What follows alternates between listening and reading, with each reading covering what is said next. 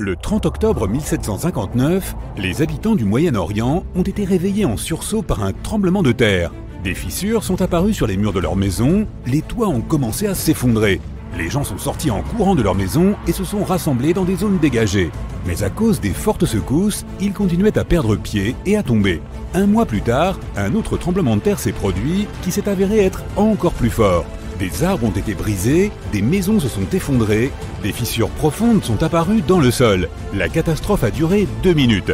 Des oasis, des routes et des villes ont été détruites. Miraculeusement, les anciens bâtiments de Baalbek ont résisté au tremblement de terre. Certains historiens affirment que ce lieu majestueux et mystérieux a été construit sous l'Empire romain. Mais de nombreux chercheurs ne sont pas d'accord. Quelle que soit la vérité, la ville est l'un des principaux mystères archéologiques de l'humanité. Le bâtiment le plus étonnant de Baalbek est le temple de Jupiter. Les habitants de l'Empire romain croyaient que Jupiter détenait le pouvoir sur la foudre et le tonnerre. Le bâtiment ressemblait à une plateforme avec 54 colonnes sur lesquelles reposait un toit massif. Aujourd'hui, on ne peut plus voir que 6 colonnes de 20 mètres de haut. Chacune d'entre elles est composée de 3 sections et ressemble à un crayon. Les mines de ces crayons ont été construites en plomb, ce qui a rendu les colonnes exceptionnellement solides. Chacun de ces morceaux de pierre pesait la somme incroyable de 80 tonnes. C'est le poids de 35 SUV Ford Explorer. Voici le plus grand bloc de la Grande Pyramide de Gizeh. Mais comparé au bloc de Baalbek, il ne semble même pas si impressionnant. Les fondations sous le temple de Jupiter ont été préservées. C'est ainsi que les spécialistes ont découvert qu'il était composé d'environ 25 pierres monolithiques pesant 450 tonnes chacune. Cela signifie que les blocs de Baalbek pèsent presque 4 fois plus que les blocs d'Égypte. Il y a 3 autres énormes blocs de calcaire dans les fondations, pesant chacun 800 tonnes. C'est plus de 2 fois le poids d'un avion Boeing 747. Les anciens bâtisseurs ont dû avoir du mal à sculpter de tels géants dans un morceau de pierre. Et après cela, ils ont aussi dû les tirer jusqu'au site de construction et les soulever à une hauteur importante. Répéter cette logistique serait probablement un cauchemar pour les constructeurs d'aujourd'hui. Pour réaliser une telle quantité de travail, ils auraient besoin d'un équipement moderne. Mais les constructeurs de Baalbek n'avaient pas de camions, de grues avec des scies circulaires ou d'électricité. Comment les bâtisseurs du passé ont-ils réussi à faire cela ? Les scientifiques ont une théorie qui inclut des cordes, des treuils et des systèmes de levier. Naturellement, les ingénieurs du passé ont fabriqué tous ces gadgets en bois. À environ 900 mètres des ruines du complexe du temple se trouve une carrière. Les archéologues supposent que c'est là que les pierres de la construction ont été taillées. Ils y ont trouvé un bloc de calcaire qui semblait être trop grand, même pour cet endroit incroyable. Le monolithe a été baptisé la pierre du Sud. Il mesurait 20 mètres de long sur 4 mètres de large.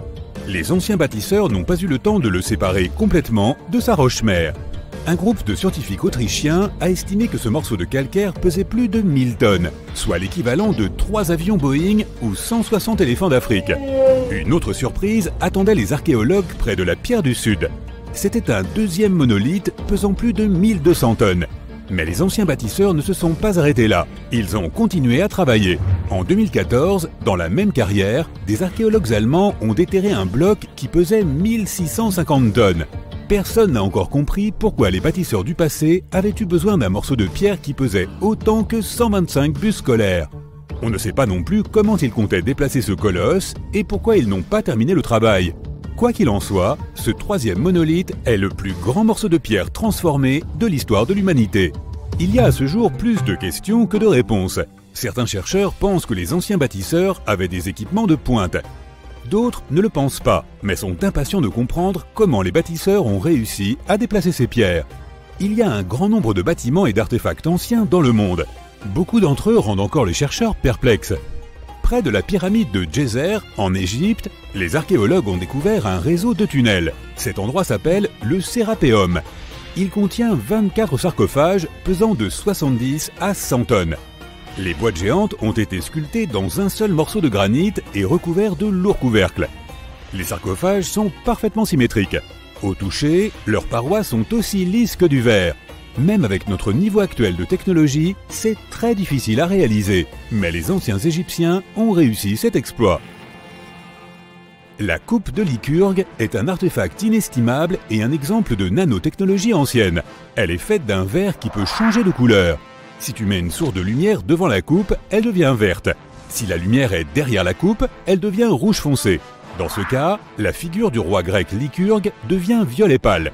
Les scientifiques n'ont compris comment ce changement de couleur fonctionnait qu'à la fin du XXe siècle. Grâce au microscope, ils ont détecté des nanoparticules d'argent, d'or et de cuivre. Elles avaient été ajoutées à la matrice de verre. Grâce à cela, tu peux observer un changement de couleur appelé dichroïsme. Fait intéressant, l'or et l'argent ont été broyés en fine poussière. C'est presque impossible à réaliser par accident.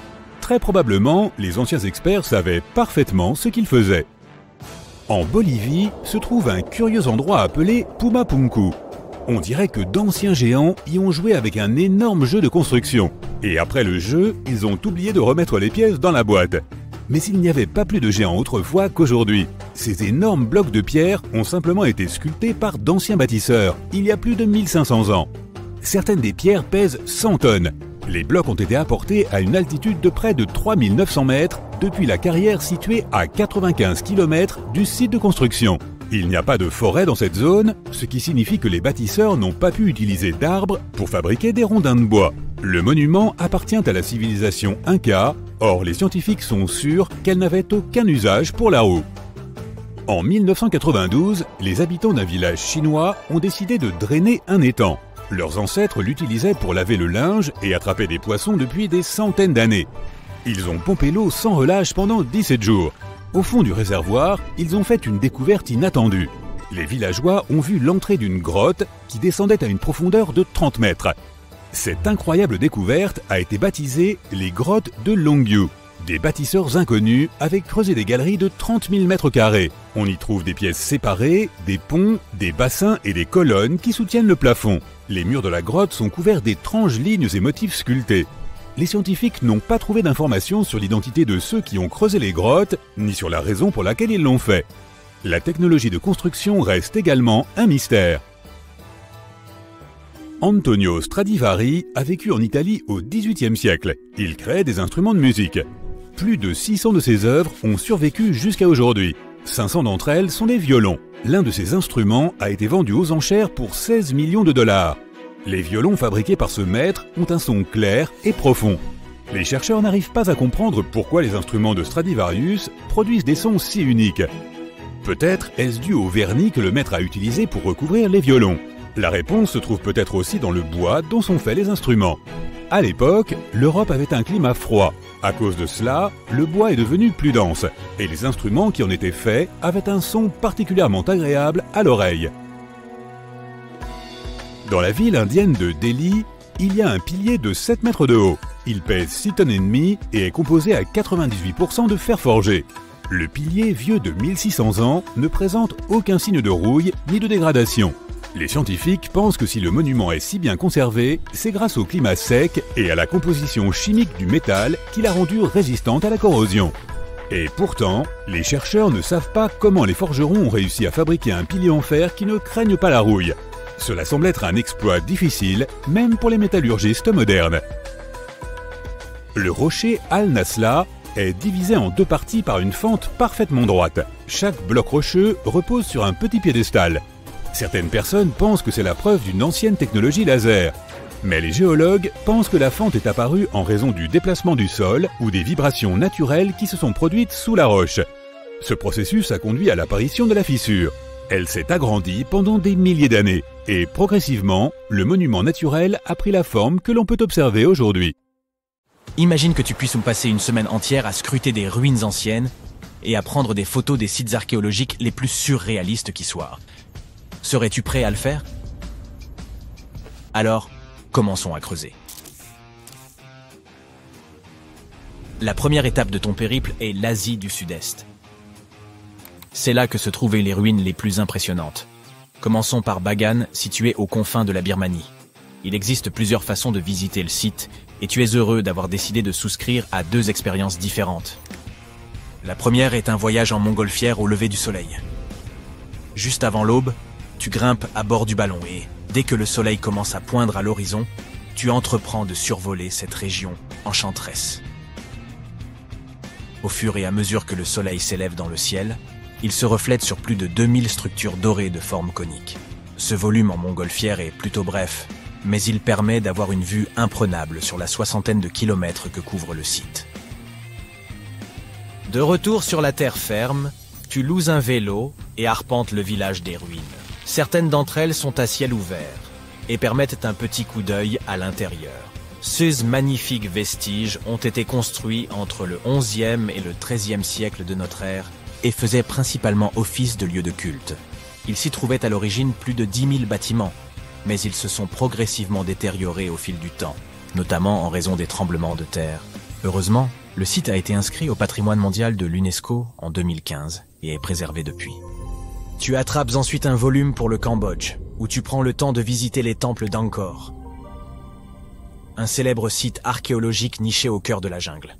Heureusement que tu as emporté de l'insecticide avec toi. La cité d'Angkor aura été la capitale de l'Empire Khmer du 9e au 15e siècle. Et pour information, le mot Angkor signifie « capitale » en ancien sanskrit. Fondée par le roi Yasovarman Ier, la ville est devenue l'une des plus grandes cités du monde pré-industriel. Les chercheurs affirment que près d'1 million de personnes y auraient revécu. Encore aujourd'hui, Angkor est admiré pour son architecture étonnante.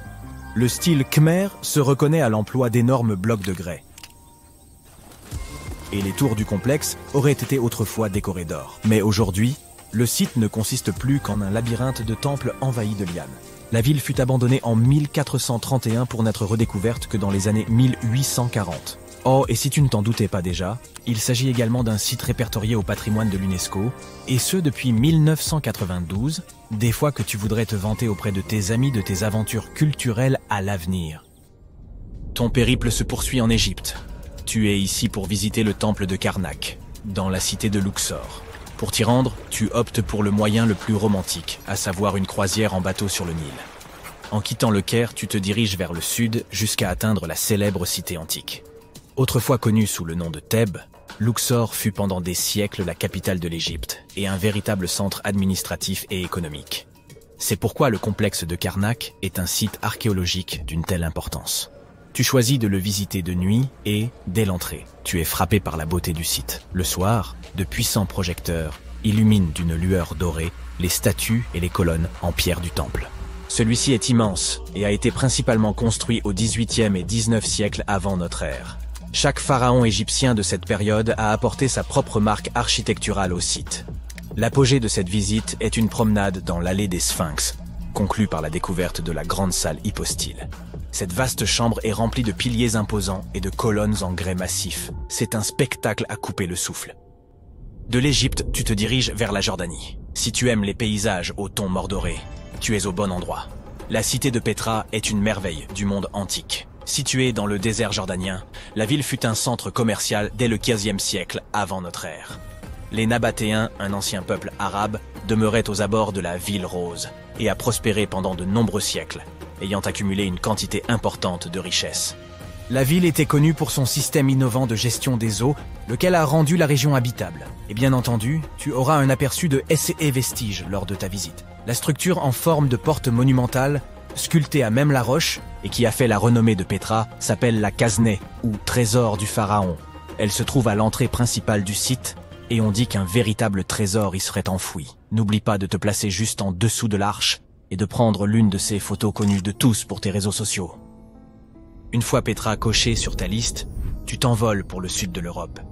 Plus précisément, la pointe de la botte italienne. Tu as prévu une excursion d'une journée afin de visiter les ruines de Pompéi. Pompéi est accessible en voiture depuis la ville de Naples. Elle abrite les ruines sinistres mais parfaitement préservées d'une cité qui fut jadis engloutie par la lave. L'éruption du Vésuve, en 79 après JC, a laissé la ville de Pompéi complètement ensevelie sous des millions de tonnes de cendres. La cité antique a été retrouvée pour la première fois sous la roche volcanique au XVIe siècle, mais ce n'est que dans les années 1870 que l'on a entrepris de l'excaver. Aujourd'hui, tu pourrais déambuler dans les allées de ces anciennes ruines romaines et te figurer à quoi ressemblait la ville à son apogée. Pompéi était une agglomération riche et animée. Les ruines du site ont révélé que de nombreux quartiers de la ville possédaient plusieurs fours à pain, de vastes marchés et même des maisons avec balcons. Un signe de grande richesse à l'époque. Et crois-le ou non, certaines œuvres d'art ont survécu à l'éruption. Les archéologues ont découvert des sculptures et des fresques parfaitement conservées, représentant des banquets et des créatures mythologiques. Tout cela tend à indiquer que les membres de la haute société y résidaient. La ville possédait même des thermes et un système de douche fabriqué dans des matériaux de luxe. Pendant que tu te trouves encore en Europe, tu feras bien un saut pour visiter l'emblématique Stonehenge. C'est une parfaite excursion d'une journée si tu séjournes un jour à Londres, qui ne se trouve qu'à un court trajet de ta destination. Stonehenge est situé dans la plaine de Salisbury, dans le Wiltshire, en Angleterre, et représente l'une des ruines les plus connues au monde. Vieux de plus de 5000 ans, ces curieux anneaux de roche comptent parmi les plus anciennes structures en pierre de la planète. Faits de grès, ils sont entourés de mystères, car on ignore encore largement qui les a construits et dans quel but. Les théories les plus répandues affirment que Stonehenge aurait été utilisé comme un calendrier solaire géant, construit pour aider les gens à garder le compte des jours, des semaines et des mois. Quel travail acharné pour créer un banal calendrier, n'est-ce pas? La dernière étape de ton voyage t'emmènera à la découverte de l'Amérique latine. Au Guatemala, en Amérique centrale, se trouvent d'anciennes ruines mayas. La cité perdue de Tikal est un site composé de 3000 bâtiments, les vestiges de l'ancienne capitale de l'Empire maya. Son importance était autrefois comparable à celle de villes comme Londres ou New York aujourd'hui. L'Acropole Nord est l'ensemble de monuments le plus ancien de Tikal.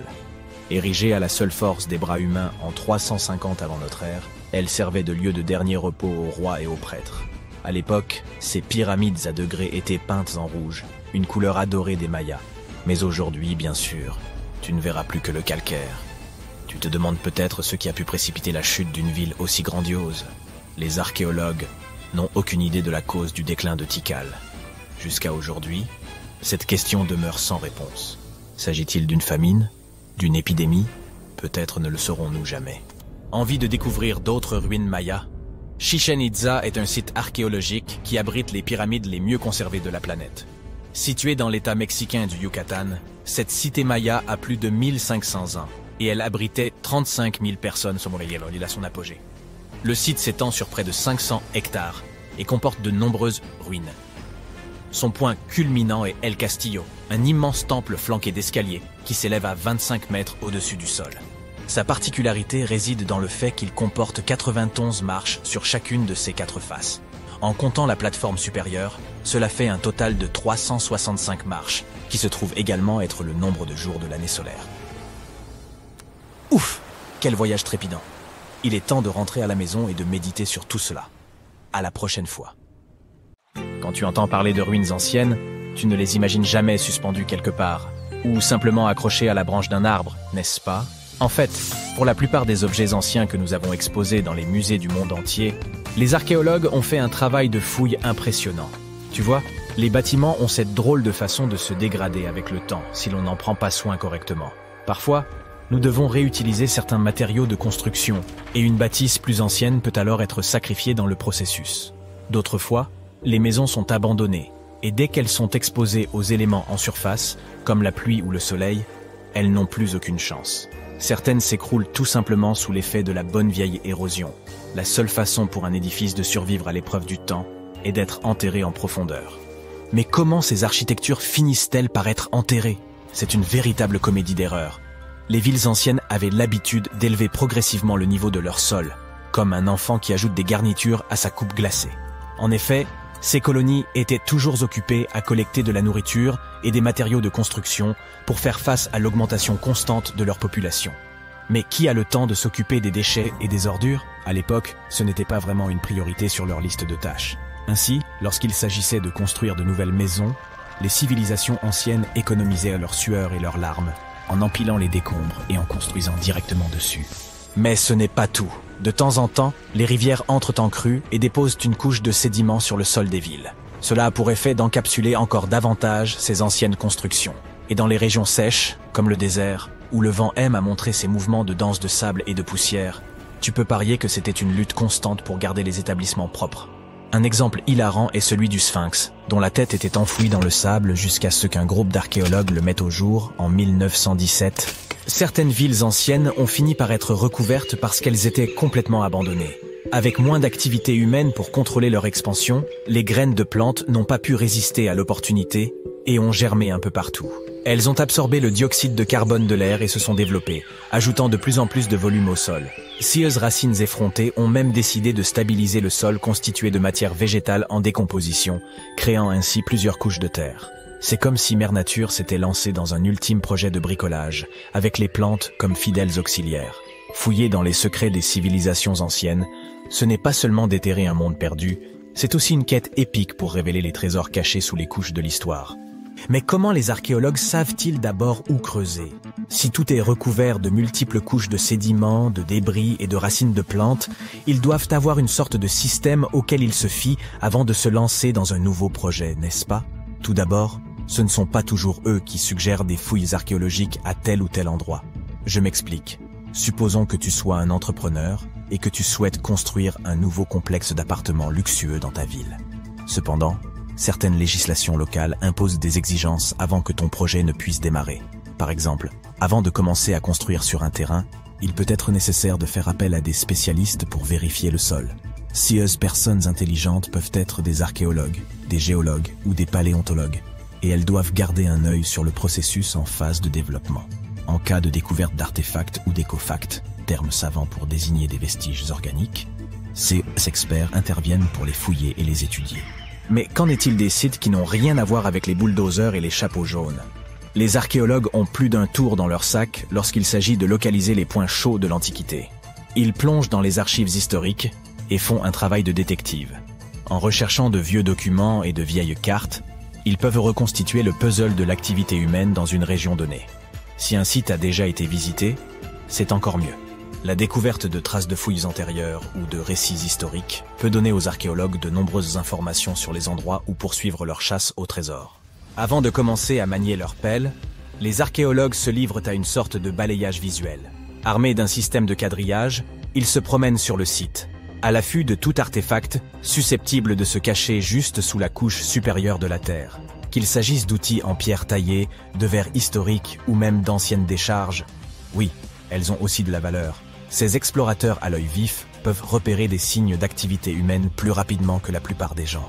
S'ils tombent sur un hamac coquillé, terme savant pour désigner un dépôt d'ordures, ils savent avec certitude que l'homme a jadis habité cet endroit. Les archéologues ne se contentent pas de leur fidèle pelle. Ils disposent d'un arsenal de gadgets pour les aider dans leur recherche de merveilles cachées. Les outils géophysiques sont en quelque sorte leurs armes secrètes. Prenons l'exemple du résistivimètre. Cet appareil astucieux mesure la composante électrique du sol et tout élément ou artefact enfoui. Un mur enterré, par exemple, produira une résistivité différente de celle du sol environnant. Les magnétomètres et les géoradars fonctionnent de la même manière, mettant en évidence les indices potentiels de trésors anciens dans le sol. Et qui pourrait oublier notre vieil ami, le GPS? Il aide les archéologues à cartographier des emplacements précis, comme une carte au trésor high-tech les menant directement à leur peau d'or. Tu souhaites visiter virtuellement certains des sites archéologiques les plus importants du monde? Suis-moi. Au Royaume-Uni, par exemple, tu trouveras cet endroit intéressant appelé Stonehenge. C'est l'un des nombreux Henges répartis dans le pays, mais celui-ci est vraiment exceptionnel. Imagine cela. Des pierres anciennes et massives se dressent fièrement, disposées sous forme d'un anneau à l'extérieur et d'un fer à cheval à l'intérieur, avec quelques pierres plus petites pour faire bonne mesure. Et devine quoi?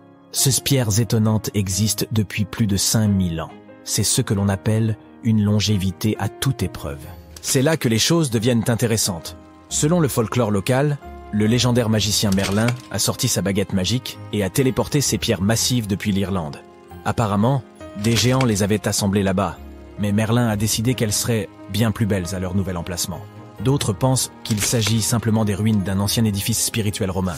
Ces structures étonnantes ont été construites par nos ancêtres de l'âge du bronze. Avec leurs outils simples et leur technologie limitée, ils ont réussi à créer ce chef-d'œuvre monumental. Impressionnant, non? Malheureusement, nous ignorons encore beaucoup de choses sur cette région.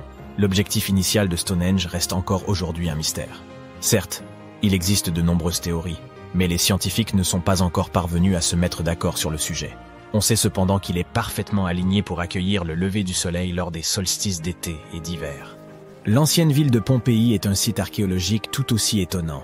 Imagine un peu, le Vésuve, un fauteur de troubles notoires, a décidé de piquer une crise volcanique et a complètement recouvert cette ancienne ville romaine. Il l'a transformée en capsule temporelle, située à l'extérieur de l'actuelle Naples, en Italie. En 1748, une bande d'explorateurs aventureux est tombée sur Pompéi. Ils ont découvert alors un trésor de choses bien conservées. Des rues, des maisons, de la nourriture, probablement un peu périmée, des bijoux clinquants, des sculptures raffinées, des fresques colorées, des objets ménagers de tous les jours, et même des restes humains et animaux. C'était comme une fête archéologique épique. À première vue, Pompéi avait tout pour plaire. Des maisons et des villas de luxe, une immense arène de 20 000 places, de jolies petites boutiques d'artisans, des lieux de rencontre comme des tavernes, sans oublier les endroits coquins comme ces bains luxueux où l'on pouvait se faire dorloter intensément. Il y a aussi le sanctuaire d'Apollon, où les gens se réunissaient pour leur culte quotidien. Et bien sûr, le cœur animé de la ville, le forum de Pompéi, où tous les gens branchés avaient l'habitude de se retrouver. Et devine quoi ? Pompéi est tellement cool qu'elle a été inscrite sur la liste du patrimoine mondial de l'UNESCO en 1977. C'est en quelque sorte le panthéon de l'histoire. Cette liste comprend également de nombreux autres bâtiments et sites célèbres, comme le Taj Mahal en Inde et l'Acropole d'Athènes en Grèce. Les anciens textes indiens évoquent des chars richement ornés, voire des palais entiers, connus sous le nom de Vimana, capables de s'élever dans les airs et de parcourir, en quelques secondes, des distances allant jusqu'à l'espace. Si certains considèrent ces Vimana comme relevant exclusivement de la mythologie indienne, d'autres estiment qu'ils pourraient s'inspirer d'une technologie véritable, perdue au fil des siècles. Selon les textes de l'ancien Veda indien, il existait des Vimana variés, comme le Vimana éléphant doté de plusieurs moteurs, ainsi que de nombreux modèles portant des noms d'animaux ou d'oiseaux. Certains étaient conçus pour des trajets locaux, d'autres pour voyager à l'étranger, et d'autres encore pour explorer la Lune ou d'autres planètes. Ils pouvaient atteindre des vitesses stupéfiantes. L'un des Vimana possédait la capacité exceptionnelle de se rendre invisible. Un autre, en forme de sphère, était propulsé par les vents de Mercure. Ce modèle aurait produit un rayon immense, comparable à celui du Soleil, et un bruit retentissant semblable au tonnerre. Tous les Vimana étaient réputés indestructibles et parfaitement adaptés au combat. Pour piloter un Vimana, il fallait maîtriser un ensemble de connaissances, comparables à celles requises pour un pilote d'avion moderne, et regroupées en 32 secrets. Ils incluaient la structure de l'engin, les techniques de décollage et de manœuvre en toute sécurité, ainsi que des savoir-faire spécifiques comme comment se rendre visible ou invisible, comment se dissimuler, comment être rapide, ou encore comment gérer les phénomènes de contraction et d'expansion. Pour échapper à ses adversaires, le pilote d'un Vimana devait se hisser jusqu'à la 8e couche atmosphérique au-dessus de la Terre et tirer parti de la puissance des rayons solaires obscurs. Si cette consigne peut paraître étrange, d'autres instructions, plus plausibles, conservent une certaine pertinence dans le contexte de l'aéronautique moderne. Certaines sections des textes dédiés aux Vimanas mettent en lumière des aspects tels que les itinéraires de vol, la formation des pilotes, la navigation, mais également les tenues appropriées pour ces derniers, ainsi que les aliments recommandés pour de longs trajets. Ces écrits recèlent également des informations techniques détaillées sur l'utilisation de métaux absorbant la chaleur, les types de métaux employés et leurs points de fusion. Les défenseurs de l'idée que les Vimanas étaient plus que de simples mythes estiment que les anciens Indiens n'auraient probablement pas consacré autant de précision à une vulgaire légende. Ainsi, ces palais volants pourraient avoir été réels et extraordinairement en avance sur leur temps, à l'image de nombreuses autres inventions indiennes. Au VIe siècle avant notre ère, un chirurgien indien du nom de Sushruta a rédigé ce qui est considéré comme le premier manuel de médecine et de chirurgie. Surnommé le père de la chirurgie pour ses contributions, Sushruta a catalogué des centaines de plantes médicinales et décrit des interventions chirurgicales complexes. Il a notamment consigné des instructions pour des reconstructions nasales, ainsi que des greffes de peau transférées d'une partie du corps à une autre. La technique originale de rhinoplastie, qui consistait à prélever un fragment de peau sur le front pour reconstruire un nez, demeure utilisée aujourd'hui. Toutefois, à l'époque, cette intervention répondait à des besoins très différents de ceux d'impressionner le public des réseaux sociaux. Ces chirurgies étaient destinées à aider des individus ayant perdu leur nez en raison d'un châtiment ou de blessures subies au combat. C'est à un prodige des mathématiques indiens de l'Antiquité, nommé Aryabhata, que nous devons l'invention du zéro. Bien qu'elle puisse paraître anodine, cette découverte a été cruciale, car sans elle, il n'existerait ni système binaire, ni ordinateur. Avant le 5e siècle de notre ère, les gens se contentaient d'un simple symbole pour indiquer l'absence de valeur. Grâce à cette invention, l'addition, la soustraction et bien d'autres opérations sont devenues infiniment plus simples. Vous pouvez observer le plus ancien zéro connu, gravé sur le mur d'un temple de Gwalior, en Inde. Dès 1500 avant notre ère, voire plus tôt, la civilisation de la vallée de l'Indus utilisait des règles en ivoire. Ces instruments, retrouvés lors de fouilles sur les sites de l'actuel Pakistan et du nord-ouest de l'Inde, étaient couramment employés en architecture avec une précision remarquable. Chaque règle comportait des unités mesurant un peu plus de 3 cm, minutieusement divisées en sous-unités précises, jusqu'à une tolérance de 2 millièmes de centimètre. L'invention suivante relève davantage du concept que de l'objet tangible. La standardisation consiste à fixer des règles communes en s'appuyant sur un ensemble de critères, qu'ils soient humains, matériels ou d'intérêts variés. L'une de ces applications les plus notables, à laquelle nous sommes aujourd'hui habitués, est celle des poids standardisés. Que l'on utilise des livres ou des kilogrammes, ces mesures universelles sont essentielles, n'est-ce pas? Pour cela, nous devons un grand merci aux marchands de la civilisation arapéenne, qui vivaient il y a près de 4000 ans. Ces derniers utilisaient des poids standardisés pour mesurer aussi bien des céréales que des produits de luxe. Leur système de mesure reposait sur des bases mathématiques décimales et binaires. Bien qu'ils n'aient pas disposé de technologies avancées, ils ont atteint une précision remarquable grâce à des calculs complexes et à l'utilisation ingénieuse de matériaux tels que le sable pour la construction. Leur expertise en matière de standardisation s'est diffusée jusqu'en Perse et en Asie centrale, devenant ainsi une norme mondiale en matière de pesée. Si le yoga est votre pratique favorite, vous avez une excellente raison de rendre hommage aux anciens sages indiens. Le yoga a été mentionné pour la première fois dans les Védas de la civilisation de l'Indus-Sarasvati, dans le nord de l'Inde, il y a plus de 5000 ans. Avec le temps, cette discipline a été perfectionnée et enrichie, devenant une vaste philosophie comprenant plus de 200 écrits sacrés consacrés à l'art d'atteindre l'illumination. Au début de notre ère, le yoga a pris une nouvelle dimension grâce à l'écrivain hindou Patanjali, qui a structuré la pratique dans son œuvre, les Yoga Sutras. Cette discipline s'est transformée en une méthode complète de rajeunissement du corps et en une pratique visant à prolonger la vie, avec des postures que l'on continue à exécuter sur les tapis d'aujourd'hui. Ce n'est qu'au XIXe siècle que le yoga a gagné le monde occidental, où il s'est rapidement propagé. Le jeu d'échecs, souvent considéré comme le jeu de prédilection des intellectuels, est également une invention indienne. Son ancêtre, connu sous le nom de Chaturanga, était un jeu de stratégie sur plateau qui a commencé à se populariser environ 3000 ans avant notre ère. Cette version primitive des échecs se jouait à 4 joueurs au lieu de 2 et comportait 64 cases. Chaque participant disposait de 8 pièces, allant des pions au roi, en passant par les fous et les cavaliers. À cette époque, on n'utilisait pas de dés classiques à 6 faces, mais un dé oblong.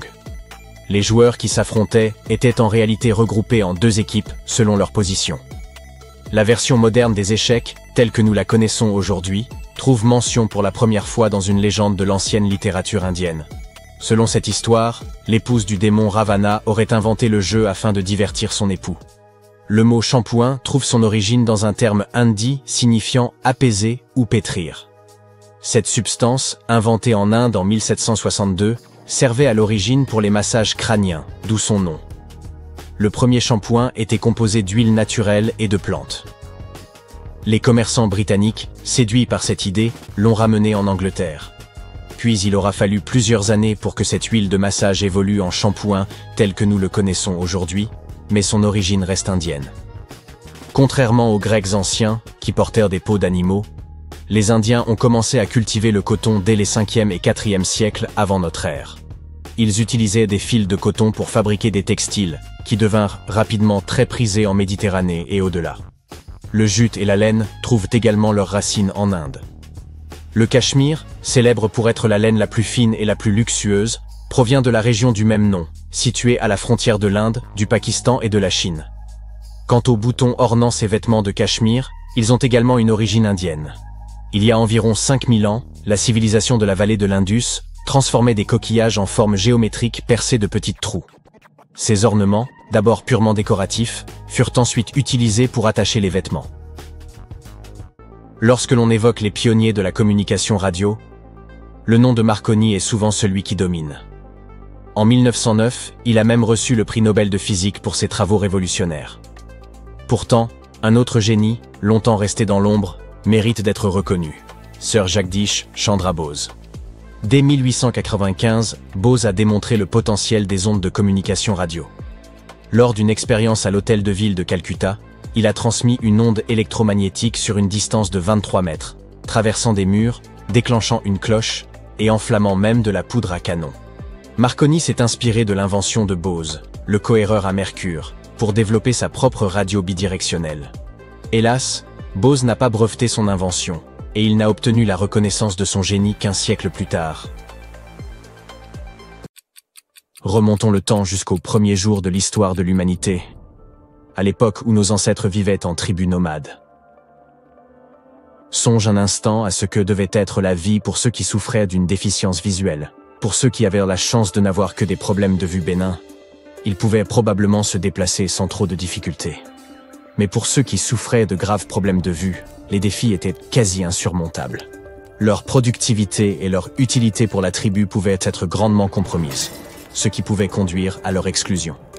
Au fur et à mesure que nous nous sommes établis et avons formé des communautés, la façon dont nous nous traitions mutuellement a commencé à évoluer, et nous avons commencé à considérer ces personnes souffrant de graves problèmes de vue avec un peu plus de gentillesse et d'empathie. Toutefois, sans les connaissances scientifiques dont nous disposons aujourd'hui, les moyens de leur venir en aide étaient très limités. Avant l'apparition des lunettes, les gens souffrant de problèmes de vue mineurs, comme la myopie, n'étaient probablement pas très affectés. Même si leur déficience visuelle pouvait rendre plus difficiles certaines tâches, comme la chasse ou l'identification d'une menace, ces individus pouvaient tout de même contribuer à la survie de leur tribu, et étaient donc généralement acceptés par leurs pairs. Au fil du temps, à mesure que leur vue se détériorait, nombreux sont ceux qui ont appris à s'adapter. Le déclin progressif de leur vue sur plusieurs années n'était peut-être même pas perceptible, si bien qu'elles ont pu développer des mécanismes d'adaptation, comme le fait de s'appuyer davantage sur leurs autres sens. Il convient également de noter qu'une vision nette et précise n'était pas aussi essentielle à l'époque qu'elle ne l'est aujourd'hui. Pendant la grande partie de notre histoire, les taux d'alphabétisation ont été très faibles, souvent de l'ordre de 20% tout au plus, et une formation académique n'était pas essentielle à la plupart des emplois. Par conséquent, les problèmes de vue n'affectaient pas nécessairement la capacité d'un individu à travailler ou à apprendre. La plupart des gens n'étaient pas censés effectuer de tâches nécessitant une vue exceptionnelle.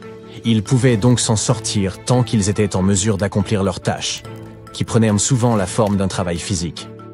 Cela peut sembler dur selon les normes d'aujourd'hui, mais si ta vue était suffisamment bonne pour travailler, mettons, dans un champ, tu pouvais au moins t'assurer une source de subsistance et un revenu. Avance rapide jusqu'au XIIIe siècle, lorsque le premier éclat de ce que nous appellerions plus tard des lunettes a commencé à poindre. Ces premières versions des lunettes n'étaient été fondamentalement que des loupes, qui ne servaient qu'à faciliter la lecture. Au fil des siècles, celles-ci sont devenues plus complexes, et elles ont commencé à ressembler à ce que nous connaissons aujourd'hui aux alentours des XVIIe et XVIIIe siècles. Maintenant, penchons-nous un peu sur l'histoire fascinante des lunettes. Leur perfectionnement aura pris plusieurs siècles, jalonné de nombreux visionnaires et de leurs idées novatrices. Toutefois, le mystère de l'inventeur des lunettes apportées reste encore entier. Nous savons que nos anciens conquérants, les Romains, ont été les premiers à percer la magie du verre et de son pouvoir d'agrandissement de textes minuscules, donnant ainsi naissance aux premières loupes. Au XIIIe siècle, en Italie, nous rencontrons les premières lunettes portatives de l'histoire. Il s'agissait de lentilles rudimentaires, fabriquées par d'habiles souffleurs de verre, insérées dans des montures de bois, de cuir ou parfois même en cornes d'animal et maintenues contre le visage ou en équilibre sur le nez. À mesure que la technologie s'est améliorée au cours de la Renaissance, ces dispositifs sont devenus plus courants. Comment savons-nous que ces lunettes ont existé? Eh bien, grâce à l'art. Les peintures du début de la Renaissance représentent parfois des érudits avec des montures à main ou des bésicles juchés sur le nez.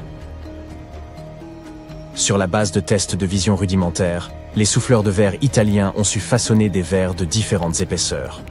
En raison de leur popularité croissante, ces lunettes ont commencé à quitter l'Italie pour s'étendre au reste de l'Europe, devenant un accessoire de luxe accessible à ceux qui pouvaient se l'offrir. Compte tenu de l'importance accordée au savoir à la Renaissance, les lunettes sont devenues un signe de prouesse intellectuelle et de richesse. Pendant un certain temps, il a semblé que la technologie des lunettes avait atteint un plafond. Ce n'est qu'au XVIIe siècle que l'on a assisté à un véritable bond en avant, lorsque les lunettes ont permis de garder les mains libres, grâce à l'introduction de branches qui s'étendaient au-dessus des oreilles. L'un des exemples les plus remarquables de ces lunettes modernes sont les fameuses Martin's Margins, conçues par l'inventeur Benjamin Martin. Aujourd'hui, ces lunettes sont très recherchées par les collectionneurs, mais elles ont été pionnières dans la quête de verres plus précis et plus fins, soutenues par des montures robustes. Une fois que les lunettes sont devenues intra-auriculaires, leur évolution a semblé s'accélérer. Même Benjamin Franklin a contribué à ce développement, en inventant le verre à double foyer, une solution astucieuse pour ceux qui devaient jongler avec des problèmes de vision de près comme de loin. Il a ingénieusement découpé 2 lentilles et les a couplées en une seule monture. À la même époque, les lunettes en ciseaux ont gagné en popularité. Il s'agissait essentiellement de lunettes de poche, pliables comme une paire de ciseaux et parfaites pour les moments où l'on avait besoin de jeter un coup d'œil rapide sur quelque chose d'important. Certains messieurs n'étaient guère enthousiastes à l'idée de porter des lunettes en permanence, et ces lunettes compactes présentaient donc une solution idéale. À l'aube du 19e siècle, les lunettes étaient encore fabriquées à la main et n'étaient pas accessibles à tous. Mais eu égard à la révolution industrielle qui s'annonçait, la production en masse de montures et de verres se profilait déjà à l'horizon, facilitant la correction de la vue pour les travailleurs acharnés. Le début du XVIIIe siècle a également vu l'introduction de verres cylindriques uniques, conçus pour corriger l'astigmatisme. Au cours du XXe siècle, les lunettes ont commencé à passer du statut de nécessité oculaire à celui d'accessoire de mode. Un large éventail de montures de formes, de matériaux et de couleurs différents a commencé à inonder le marché, permettant aux porteurs de choisir des lunettes adaptées à la forme de leur visage, à la couleur de leurs yeux, ou même à leur tenue vestimentaire. Theodore Roosevelt, par exemple, portait des lunettes sans branches qui restaient en place grâce à un pince-nez. Bien qu'elles soient tombées en désuétude en raison de leur aspect digne du siècle dernier, ces lunettes faisaient fureur à l'époque. Ce qui a vraiment changé la donne, c'est l'avènement de plastique robuste. Les montures n'avaient plus besoin d'être en bois, en métal ou en corne. Ce plastique pouvait être moulé dans un vaste assortiment de formes et de tailles. C'est également au XXe siècle que l'on assiste à l'essor des lunettes de soleil. Si l'idée est née en Asie au XIIe siècle, elles étaient à l'origine destinées à masquer l'expression des juges, et non à améliorer la vision ou à protéger du soleil. Plusieurs fabricants ont joué avec des verres colorés, mais pas pour des raisons de protection. Très vite, cependant, les lunettes de soleil teintées sont devenues populaires, en raison de la sensibilité à la lumière due à certaines conditions médicales. Cette tendance s'est rapidement imposée, et, à la fin des années 20, les lunettes de soleil étaient produites en masse. Non seulement pour protéger du soleil, mais aussi pour réduire l'éblouissement. Les années 80 ont vu naître les lentilles en plastique, moins susceptibles de se briser et plus légères et plus fines que les lentilles en verre. Et l'innovation ne s'est pas arrêtée là. Aujourd'hui, nous disposons de verres dotés de revêtements protecteurs qui réduisent l'éblouissement et bloquent les rayons UV nocifs. Aussi fascinant que cela puisse sembler, une autre découverte intéressante a trait au pourcentage de personnes affectées par des problèmes de vision. Certaines études suggèrent que la myopie n'était pas aussi répandue dans le passé qu'elle ne l'est aujourd'hui. En réalité, le nombre de personnes diagnostiquées comme souffrant de myopie a explosé. Les projections indiquent même que d'ici à 250 ans, une personne sur 2 sur la planète pourrait être myope.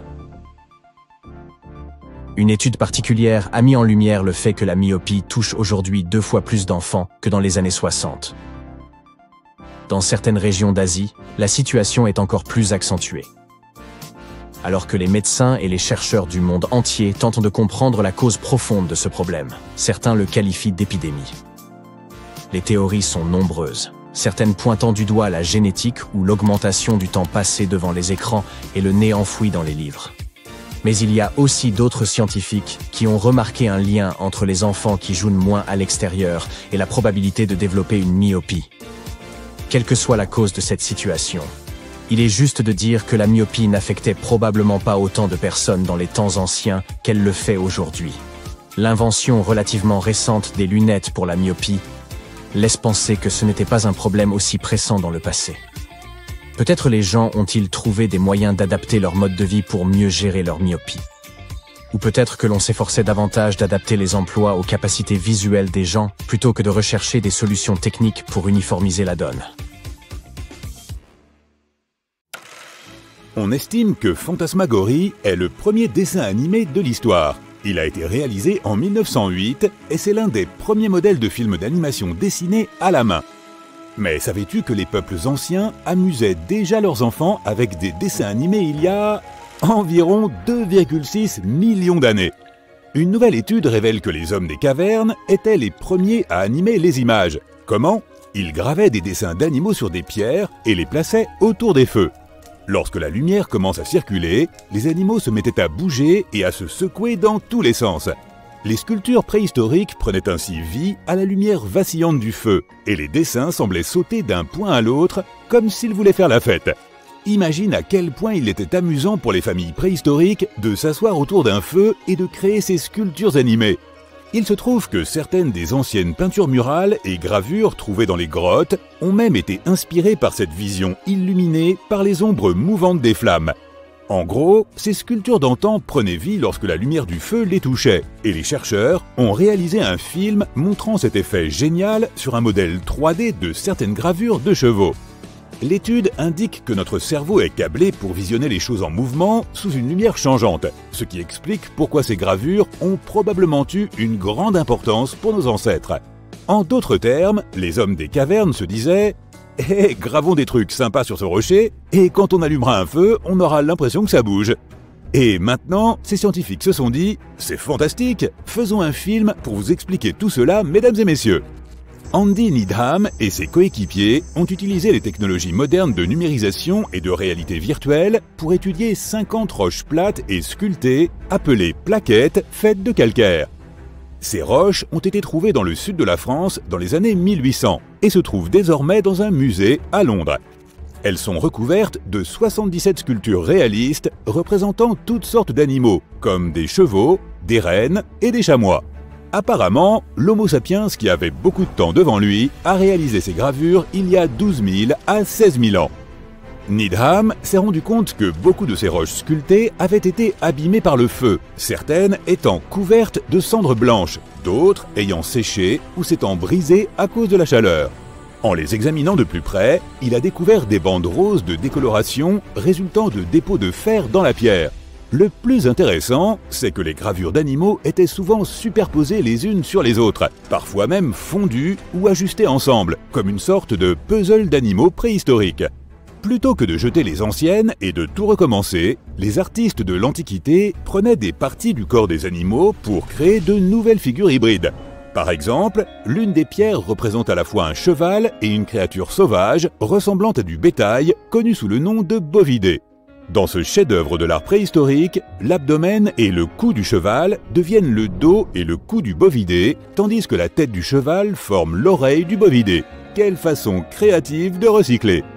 Les chercheurs estiment que les roches préhistoriques de Montastruc ont été utilisées par nos ancêtres pour se divertir aux heures de grande écoute. Plusieurs personnes ont sculpté les animaux. Des gens de niveaux de compétences différents ont fait montre de leur talent artistique et il s'agissait d'un travail de groupe. Le fait que ces roches aient été trouvées ensemble suggère également qu'il s'agissait d'une activité communautaire. C'est un peu comme si des familles s'étaient réunies autour de la télévision pour sculpter des pierres et applaudir leurs animaux préférés. Qui a besoin de Netflix quand on a la télévision paléolithique? Les gravures sur ces roches et les signes qu'elles ont été exposées à la chaleur suggèrent qu'elles ont été créées pour donner l'impression qu'elles bougeaient. Parfois, on voit des animaux différents dans des poses différentes, de sorte que l'un d'eux s'animait, puis un autre et encore un autre. C'est comme une version de Disney à l'âge de pierre. Des techniques similaires pourraient avoir influencé certaines peintures rupestres anciennes, comme celle de l'époustouflante grotte Chauvet dans le sud-est de la France. Les portraits d'animaux y sont également superposés, et certains semblent avoir été chauffés par des feux situés sous eux, ce qui signifie que nos ancêtres préhistoriques auraient pu être les premiers animateurs au monde. Très bien, puisque nous avons parlé de l'activité de loisir préférée de nos ancêtres, faisons un voyage dans le temps pour découvrir les jouets les plus anciens du monde. L'un des joujoux les plus antiques découverts est une simple balle en argile trouvée dans les ruines de l'ancienne Mésopotamie. Cela peut sembler être un vulgaire gadget, mais nos ancêtres s'amusaient avec dès 3000 ans avant notre ère. À l'époque, ils n'avaient pas de jeux vidéo fantaisistes ou de jeux de société élaborés, alors un ballon était le summum du divertissement. Mais les Mésopotamiens n'étaient pas les seuls à s'amuser. Dans la Grèce antique, les enfants se divertissaient avec des poupées en argile. En Égypte, les enfants avaient des jouets en forme d'animaux, mais aussi des poupées fabriquées à partir de matériaux comme l'argile, le papyrus et l'ivoire. Et le plus impressionnant, elles avaient des membres mobiles. Et oui, nos lointains aïeux jouaient déjà avec des mannequins articulés avant que cela ne devienne cool. Mais il n'y a pas que le plaisir qui compte. Les jouets avaient aussi un but pratique à l'époque. En fait, de nombreux jouets découverts par les archéologues étaient utilisés pour enseigner aux enfants des connaissances importantes. Par exemple, les petits Égyptiens manipulaient des poupées qui avaient la forme de docteurs, ce qui les aidait à se familiariser avec la médecine et les soins de santé. Et n'oublions pas les jouets qui servaient à former les futurs guerriers. Dans la Chine antique, les enfants jouaient avec des chevaux et des chars miniatures, ce qui les aidait à se préparer à une vie de combat. En voilà une chouette manière de prendre une longueur d'avance pour ta carrière. Passons maintenant aux jeux primitifs qui existent depuis plus de 5000 ans. Le plus ancien jeu de société s'appelle Senet et a été découvert dans d'anciennes tombes égyptiennes. C'est un peu un croisement entre les échecs et le backgammon, et il était si populaire qu'on y a joué pendant plus de 2000 ans. Voilà un jeu qui tient la route. Mais n'oublions pas les jouets pour les tout-petits. Les archéologues ont trouvé d'anciens hochets et sifflets qui étaient utilisés pour divertir les membres les plus jeunes de la famille. Et si tu pensais que la collection de joujoux de ton enfant était impressionnante, attends d'entendre parler de cette ancienne princesse égyptienne qui avait plus de 100 jouets en bois dans sa chambre. Mais le plus surprenant de tous était sans doute le yo-yo. C'est vrai, le yo-yo existe depuis plus de 2000 ans. Il a été inventé pour la première fois dans la Grèce antique et était souvent utilisé pour des batailles, crois-le ou non. Mais finalement, les gens ont réalisé qu'il était beaucoup plus amusant de simplement s'amuser avec et de faire des figures. Les billes sont aussi un accessoire qui divertit les petits et les grands depuis des milliers d'années. Dans la civilisation de la vallée de l'Indus, les archéologues ont trouvé des traces de billes datant d'il y a environ 5000 ans. À cette époque, on les fabriquait à partir de toutes sortes de choses. Tu as envie de deviner ? D'accord, je vais te le dire. Des noyaux de fruits et de petits morceaux de pierre lissée. C'est vrai, ces enfants de l'Antiquité faisaient preuve de créativité avec leurs jouets. Certains artisans sont même allés plus loin et ont fabriqué des billes en argile. Revenons aux Égyptiens de l'Antiquité et à leurs adorables bateaux miniatures faits d'ivoire, de bois et d'argile.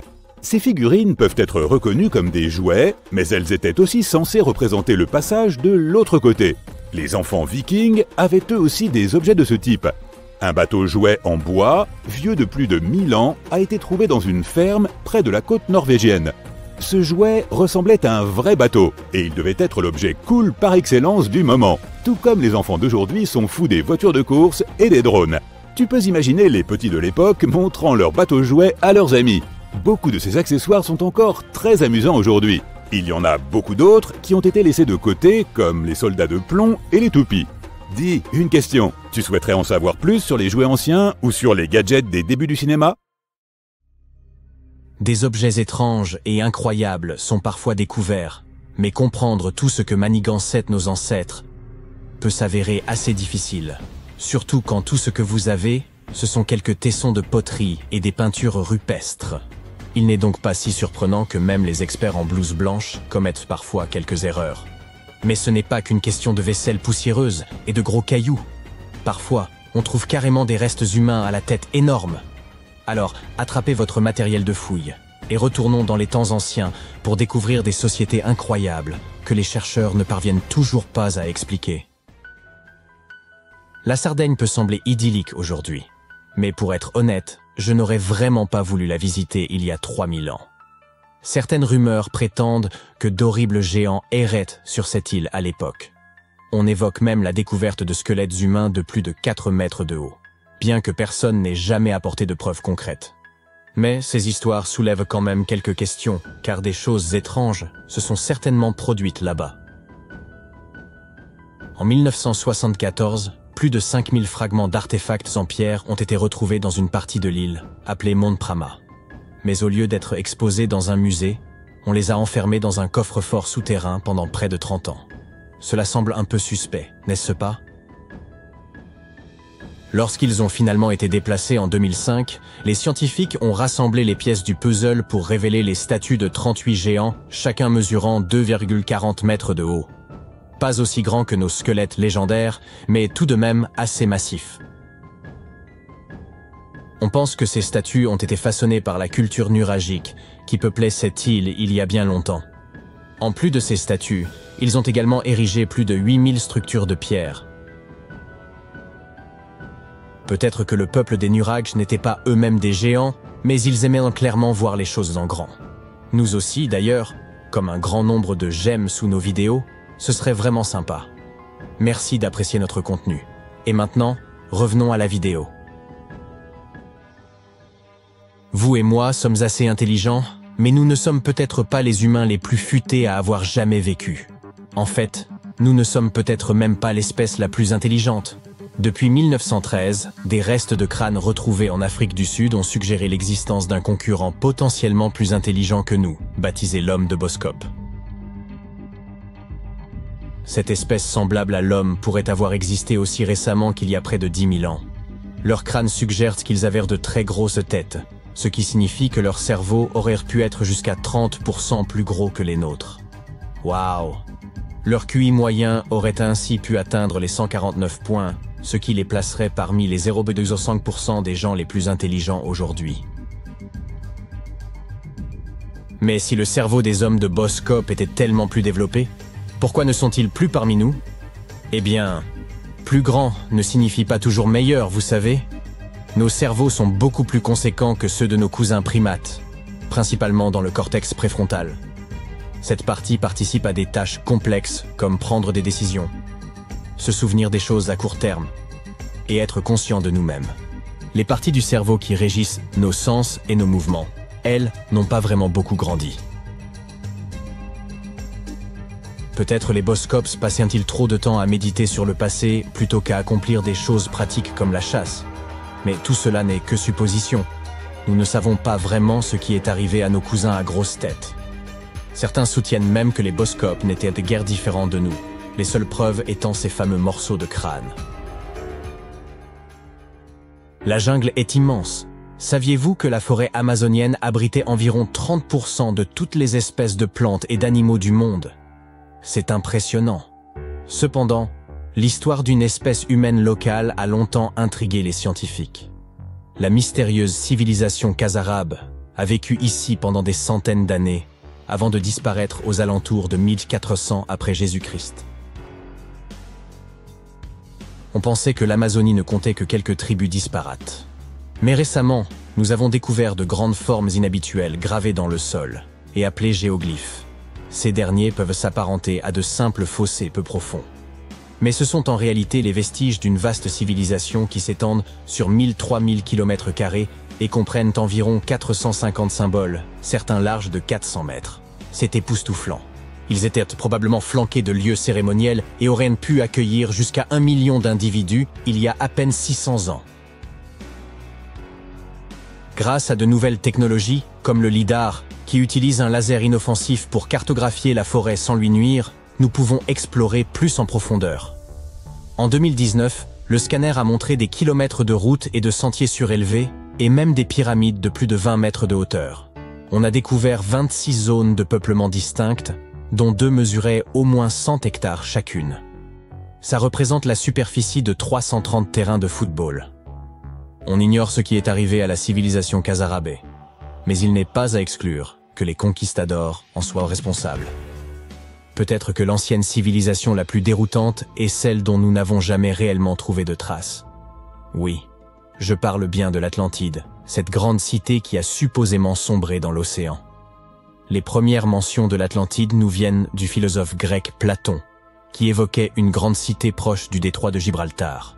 Mais pendant des siècles, tout le monde a simplement pensé que Platon l'avait imaginé de toutes pièces, comme une version idéalisée de son Athènes natale. Alors pourquoi, environ 12 000 ans après sa disparition présumée, nous demandons-nous encore si elle pourrait avoir existé? Eh bien, au XIXe siècle, Ignatius Donnelly, un membre du Congrès américain, a écrit un livre donnant 13 raisons pour lesquelles il pensait que l'Atlantide était plus qu'un simple mythe. Puis, en 1965, certaines personnes ont cru avoir réellement retrouvé l'Atlantide en découvrant la structure de Richa, un dôme géologique massif de 40 km de diamètre en Mauritanie. Il est si grand que l'on ne peut en observer l'ensemble que depuis l'espace. 2 astronautes survolant le désert du Sahara ont repéré cet œil gigantesque qui les regardait en retour et ont pensé qu'il s'agissait là d'une découverte majeure. Hélas, il n'y a aucune preuve tangible qui connecte cette structure à l'Atlantide. On pense qu'elle se serait formée à partir d'une activité volcanique il y a environ 100 millions d'années. Mais cela semble un peu trop pratique, n'est-ce pas? Malheureusement, nous ne sommes pas plus proches de connaître la vérité. Imaginez-vous retourner à environ 3300 avant Jésus-Christ et vous retrouver en Asie du Sud. Laissez-moi vous présenter la civilisation harapéenne. Ces gens étaient très en avance sur leur temps. Ils occupèrent des cités comme Harappa et Mohenjo-Daro, dotés de maisons en briques, de systèmes d'égouts sophistiqués et même de bains publics. Cet endroit aurait pu abriter plus de 5 millions d'individus, ce qui en ferait l'une des régions les plus densément peuplées de son temps. Ils avaient également inventé un système de poids standardisé qui était incroyablement utile aux négociants. Et ils pratiquaient le commerce. Leurs contacts s'étendaient jusqu'au Moyen-Orient grâce à leur maîtrise de la métallurgie. Ils avaient même développé le pendant antique des grandes marques. Des sceaux étaient utilisés pour marquer l'argile de leurs marchandises. En dépit de leurs avancées et de leur prospérité, leur langue et leur alphabet restent entourés de mystères. Nous avons des fragments de leur écriture, mais personne n'est encore parvenu à les déchiffrer, même avec toute la technologie dont nous disposons aujourd'hui. Nous ne savons toujours pas exactement comment fonctionnait leur société. Il semble qu'ils n'étaient pas aussi préoccupés par leur statut social que d'autres civilisations. Pas de grands palais ou de monuments grandioses. Au lieu de cela, leur plus grande structure aurait été des greniers, ce qui était sûrement plus pratique. Malheureusement, toutes les bonnes choses ont une fin. Autour de 1800 avant Jésus-Christ, cette civilisation florissante a commencé à décliner, peut-être en raison de changements dans les cours d'eau. Alors que leur environnement changeait de face, les Harapéens ont fait leurs valises et se sont dirigés vers des terres plus hospitalières. Avez-vous déjà entendu parler du Minotaure? La bête à tête de taureau et au corps d'homme, pourchassant les valeureux aventuriers dans un dédale sans fin. Eh bien, ce n'est pas n'importe quelle vieille histoire. C'était l'un des drames les plus populaires du monde antique, et il s'inspirait de cet endroit, l'île de Crète. Les Minoens vivaient là pendant l'âge du bronze. Ils avaient de magnifiques palais, d'incroyables fresques et une culture si riche qu'elle fascine encore les historiens à ce jour. Ils ont érigé des lieux comme le palais de Knossos, qui était si complexe, avec ses bâtiments à plusieurs étages et ses couloirs élaborés, qu'il aurait pu inspirer tout le mythe du labyrinthe. Leur ingénierie était tellement en avance sur son temps que même leur système d'évacuation était plus avancé que ce dont beaucoup d'entre nous disposent aujourd'hui. L'histoire du Minotaure a également inspiré la trilogie Hunger Games. L'idée d'envoyer des héros pour combattre découle directement des prisonniers envoyés en tribu pour affronter le Minotaure. Faites-nous savoir dans les commentaires quelle est l'histoire qui vous fascine le plus, et merci d'avoir regardé.